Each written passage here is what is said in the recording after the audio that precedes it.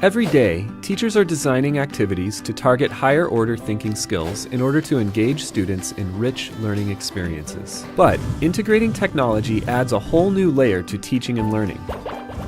How can technology transform your learning design? Dr. Ruben Puentedura developed the SAMR model as a way for teachers to evaluate how they are incorporating technology into their instructional practice. You can use SAMR to reflect upon how you are integrating technology into your classroom. Is it an act of substitution, augmentation, modification, or redefinition? Dr. Puentedura likens his model to moving up a ladder. The model includes a dotted line that represents the threshold where you shift from using technology to enhance learning to using it to transform learning. Transforming learning promotes higher-order thinking skills, such as analyzing, evaluating, and creating, which are essential to Common Core state standards and 21st century learning. So, how can you teach above the line? Let's take a look at an example of a classroom task and how it evolves through the lens of SAMR. In substitution, technology acts as a direct tool substitute with no real functional change to the task. For example, take creative writing. What if you had students write a story using a word processing program? In this case, students are substituting a handwritten story for a typed story. The task is the same with no real change in student engagement. In augmentation, technology still substitutes, but with some functional improvement. What if you took the same creative writing assignment and had students use a word processing program? They could use features such as spell check and tools for formatting. Again, the story writing task is the same, but the technology augments it with enhanced productivity. In modification, technology should allow for significant task redesign. Take the same creative writing assignment and have students use Google Docs to write their stories. Students can then share these stories with peers and provide real-time feedback. Here, technology has significantly modified the original task by introducing the benefits of student collaboration. At the top stage, redefinition, technology allows for the creation of entirely new tasks that were previously inconceivable. What if students transform their written stories into multimedia productions? After creating storyboards, students film scenes, edit clips, and add music. They can publish the videos and receive feedback from voices across the globe. In this case, technology redefines the story writing task to include media creation, critical thinking, collaboration, and communication. So, how can you use SAMR to reflect upon transforming your learning design?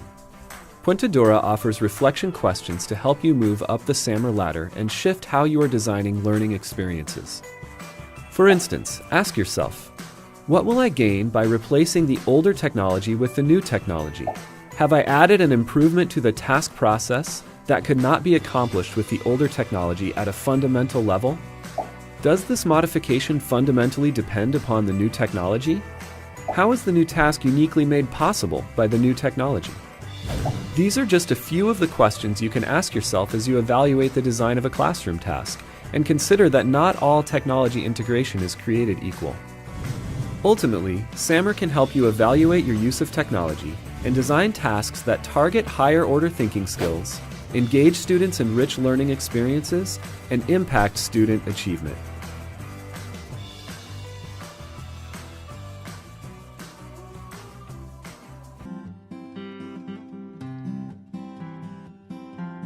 You're a teacher ready to tap students into 21st century learning, but teaching with technology adds a whole new layer of knowledge and expertise. TPAK, or Technological, Pedagogical, Content Knowledge, is a framework that helps teachers consider how their knowledge domains intersect in order to effectively teach and engage students with technology. It's an approach that looks at the combination of what teachers know, how they teach, and the role of technology in order to better impact student learning. So, how does TPAK work? First, consider three domains: content knowledge, pedagogical knowledge, and technological knowledge. Content knowledge, CK, is the what, your understanding and expertise of the subject area you teach, whether it's science, social studies, math, language arts, or all of the core curricular areas. CK is made up of all the facts, concepts, and theories of any given discipline. Pedagogical knowledge, PK, is the how, your expert knowledge of the art and science of teaching. From learning theories to instructional design, PK includes methods of teaching and assessment, like project-based learning, as well as instructional strategies like Think, Pair, Share. Knowledge of these principles helps you design successful learning experiences for each individual student.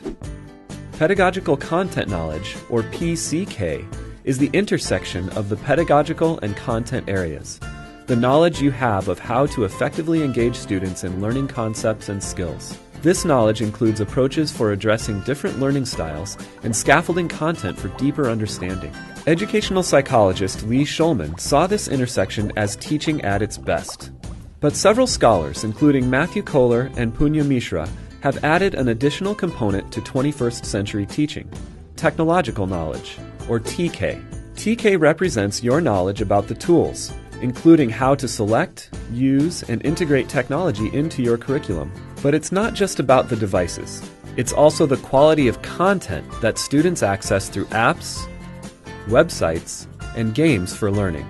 By integrating technology into PCK, you now have new insights into and opportunities for student learning. Technological content knowledge, or TCK, refers to how technology is used in a subject area for deep and lasting learning. For instance, to further their understanding of a topic, budding scientists can use sophisticated tools to collect evidence, make observations, and document findings. Interactive software then allows them to see their data represented in various ways. Application of such technologies can help deepen individual students' inquiry within a given discipline. Technological pedagogical knowledge, or TPK, is your understanding of how to choose and manage technology for your students. For instance, what technology will best ease your students' workflow throughout their exploration of the scientific method? How can you use collaboration tools to have students share their learning with each other? This knowledge about technology will advance your teaching. The intersection of all three knowledge domains, content, pedagogy, and technology, is the core of TPAK. This center area refers to your understanding of how tools can enhance your teaching and support student learning more deeply and effectively. For example, when learning about water pollution, students could explore 3D models of bacteria's cellular structure, and then create their own animated images to analyze local water sources. They then could share their findings virtually with a prominent field expert. This dynamic interplay of all three components is TPAK, the heart of innovative teaching. You can use the TPAK framework to assess your own knowledge of content, pedagogy, and technology. Consider which areas you feel confident about and which areas you could improve upon. But also think about how you can collaborate with others at your school or in your professional learning communities to combine your strengths. For example, you could meet with your technology coordinator to brainstorm ways to redesign learning experiences. And knowing that each student, each teacher, and each classroom differs, the dotted line around the framework symbolizes the context that affects how TPAK is applied in a practical sense. TPAK takes into account that every classroom context is unique due to variations in professional development, school climate, and available resources. In conclusion, TPAK will help you remember to start with your content and pedagogy, and then layer in technology. Sometimes we get excited about a new technology, and then we design a lesson around that particular tool. But in doing so, it's easy to lose sight of goals and objectives for student learning. TPAK reminds us that technology is just part of great teaching. It's truly an intricate combination of content, pedagogy, and technology that make for innovative teaching and learning. So, what does your TPAK look like?